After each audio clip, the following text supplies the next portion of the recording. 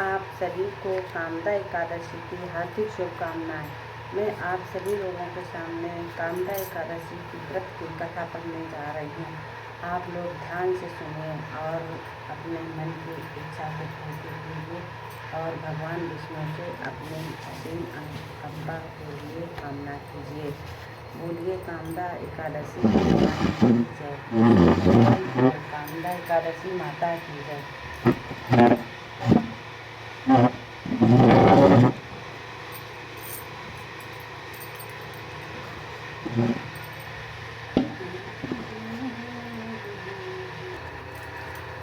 कामदा एकादशी व्रत की कथा। चैत्र शुक्ल पक्ष की एकादशी। धर्मराज युधिष्ठिर बोले कि हे भगवान, आपको बारंबार प्रणाम करता हूँ।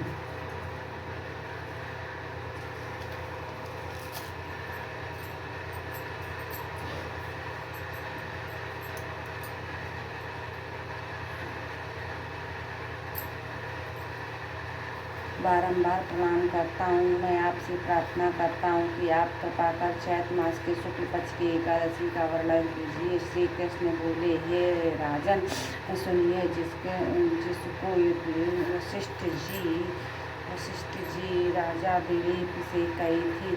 राजा दिलीप ने पूछा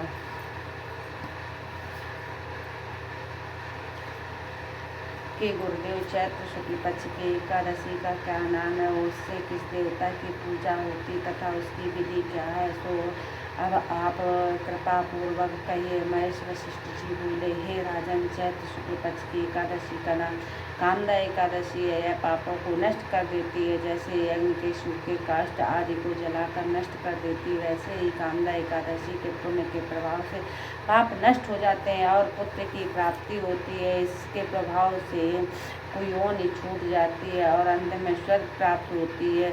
अब मैं इसका महत्व कहता हूँ, सो सुनो। प्राचीन काल में एक भूमिपुर नामक नगर था। वहाँ पर अनेक ऐश्वर्यों से युक्त पुंडरीक नाम का एक राजा राज्य करता था। वह अनेक अप्सराओं, गंधर्व, किन्नर आदि वास करते थे। उसी समय ललिता और ललित नाम के स्त्री पुरुष अत्यंत वैभवशाली घर में निवास करते हुए विहार करते थे। वे दोनों एक दूसरे को बहुत प्रेम करते थे और अलग हो जाने पर व्याकुल हो जाते थे। एक समय राजा पुंडरीक गंधर्व सहित सभा में शोभायमान थे।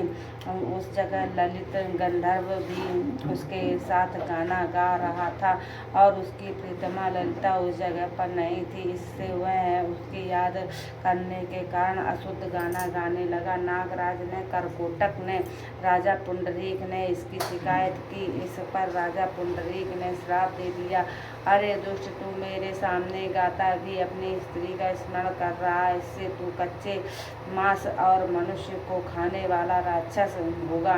तू महापापी है। आपने कर्म का अब तू फल भोग। राजा पुंडरीक के श्राप से वह ललित गंधर्व उसी समय एक विकराल राक्षस हो गया। उसके मुख भयंकर हो गया, उसके नेत्र सूर्य चंद्र के समान प्रदीप्त होने लगे, मुख में अग्नि निकलने लगी। इससे नाक पर्वत की कामंदा के समान विशाल हो गई और गर्दन पहाड़ के समान लगने लगी। इसके सिर के बाल पर्वत पर उगे हुए वृक्षों के समान दिखाई देने लगे। उसकी भुजाएं 2-2 योजन लंबी हो गईं। इस तरह उसका 8 योजन शरीर हो गया। राक्षस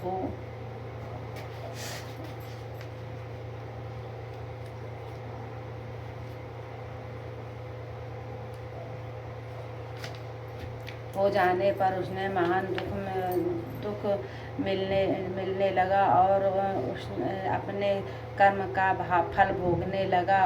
जब ललिता ने अपने प्रियतम ललित को ऐसा हाल मालूम हुआ तो वह बहुत दुखी हुई और सदैव अपने पति के उद्धार के लिए विचरने लगी कि मैं कहाँ जाऊँ और क्या करूँ। वह राक्षस घोर वनों में रहने लगा और अनेक प्रकार के पाप करने लगा। उसकी स्त्री ललिता भी उसके पीछे पीछे जाती और विलाप करती रहती। एक दिन वह अपने पति के पीछे घूमते घूमते विंध्याचल पर्वत चली गई। उसने उस जगह श्रृंगी ऋषि का आश्रम था। वह शीघ्र ही उस आश्रम के पास गई और उस ऋषि के सम्मुख जाकर विनय करने लगी। उसे देखकर श्रृंगी ऋषि बोले कि हे शुभगे, तुम कौन हो और यहाँ किस लिए आई हो। ललिता बोली, ये मुनि, मैं वीरबंधा नामक गंधर्व की कन्या ललिता हूँ। मेरे पति राजा पुंडरीक के श्राप से एक भयानक राक्षस हो गया है। उससे मुझे महान दुख हो रहा है। आप उसे राक्षस योनि से छूटने का कोई उपाय बताइए। तब श्रृंगी ऋषि बोले, अरि गंधर्व कन्या ललिता, अब चैत्र मास के शुक्ल पक्ष की एकादशी आने वाली है। उसका नाम कामदा एकादशी है। उसके व्रत करने से मनुष्य के समस्त कार्य शीघ्र ही सिद्ध हो जाते हैं। यदि तो अपने उसके व्रत के पुण्य को अपने पति को देगी तो शीघ्र ही राक्षस योनि से छूट जाएगा और राजा का श्राप शांत हो जाएगा। मुनि के ऐसे वचनों को सुनकर ललिता ने आनंद पूर्वक उसका व्रत किया और द्वादशी के दिन ब्राह्मणों के सामने अपने व्रत का फल अपने पति को दे दिया और भगवान से प्रार्थना करने लगी, हे प्रभु, मैंने जो यह व्रत किया है उसका फल मैं अब मेरे पति को मिले, जिससे उसकी राक्षस योनि शीघ्र ही छूट जाए। एकादशी का फल देते ही उसका पति राक्षस योनि से छूट गया और अपने पुराने स्वरूप में आ गया है। अनेक सुंदर आभूषण से अलंकृत हो पहले की भांति ललिता के साथ विहार करने लगा। कामदा एकादशी के प्रभाव से यह पहले की भांति अधिक सुंदर हो गया और पुष्पक विमान में बैठकर स्वर्गलोक को चले गए। राजन, इस व्रत के विधि पूर्वक करने से समस्त पाप नष्ट हो जाते हैं। इससे व्रत से मनुष्य ब्रह्मा इत्यादि के पाप और राक्षस आदि के योनि से छूट जाता है। संसार में इससे महान कोई दूसरा व्रत नहीं है। इसकी कथा व महत्व के श्रवण एवं पाठन से वाजपेय यज्ञ का फल प्राप्त होता है। बोलो श्री कामदा एकादशी की जय। एकादशी माता की जय। श्री विष्णु भगवान की जय। श्री खाटू नरेश की जय। श्री मेरे गोविंद गोपाल की जय। ठाकुर जी महाराज की जय। ये हैं हमारे देखो ठाकुर जी महाराज। ठाकुर जी बैठे हुए हैं और ये हैं हमारे श्याम बिहारी, हारे के सहारे, हारे का सहारा बाबा श्याम हमारा। ये मेरी मैया बैठी हैं, मैया भवानी,